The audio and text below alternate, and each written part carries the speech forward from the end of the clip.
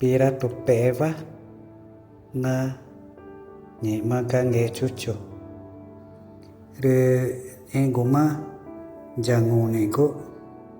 re nango tak eke ga ai ga kege ga tang ke ga pai ga re ai ga kege re ai ga kege ga ja quang ge re ngoi e rung ge ga mung ge wa ngoi e tai ke re go ma ga to ge ga nye ma ai ga kege tan wa nye ma kege re nghe chút chúng na cha in ke chang a ke ma ai ga ke ga pira tong tawa na ga ke re na ma ga pira to nghe chút chuna na ka re nya na ge re ko ma ki ijo deo ke are ai ga ke jata ke re nghe chút chuna na ngang re nya na ge re nge je ma na ki o ke chi no te re nye ma pai ga re ai ga ke re orang ke inana uang gama re nye ma ka ga pira to re vena are nge chuchuna naka re nya na ge re he na tau ma kunanga de ka inyo re ko chika na ja o ge no te re ga nge chuchure tau ma nananga re nye maka ga pira to re porang ke na banyak ciai re go ke ja tau ni ke ko ga nye go ma nye ma pet chika are pe tawa nango go re pira to hina nango chi ga ve ga po cũng ga dong ga na ka ikan ere nye mani ga na ke ma ere ve ja jate ga bara bago ai ga re po ko patango na po ko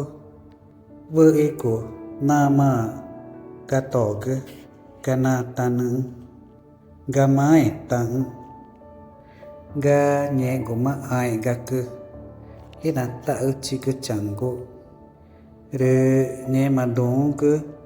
re nye ma pira tung tawa na ngo ke re ina na ge na pira to na ka ge na ka change ang ka ga ve ka po kong airu kumarang re pira to nananga re nya na ge re pena vai na peka chachange ja jima ge chuchu ja dong ge jo deo ge are ai ga ke ma na o ga ke re nye ma nya na ge re ga pira to ere na kwa ga na nye ma pai ge are ai ga ke re na ja aw a chien ge ka ji in na nge chuchu na jamu gang no te re ga nye ma pai ge are ai ga ke re dong ge na mung ge na ta ga ke na ka hina ka ke na barabang jange ka re che kuma ga pira to re na naka re ta ke ni ipina vai na chana na ma jajima jo deo ke are ai gak ke go pe ega ke re na ma ke ga dong ke re ta ga ke na nga ke guru chava chapota re ne goma ga pirato no tere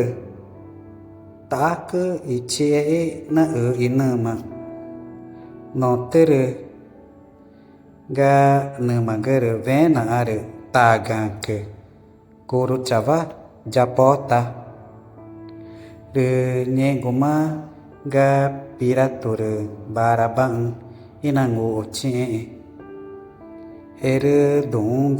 na tae chan re nye goma chura raga nge chuchuna kwai go vena ga pirato re nyumachi na nanamu na guru chava japota gang ka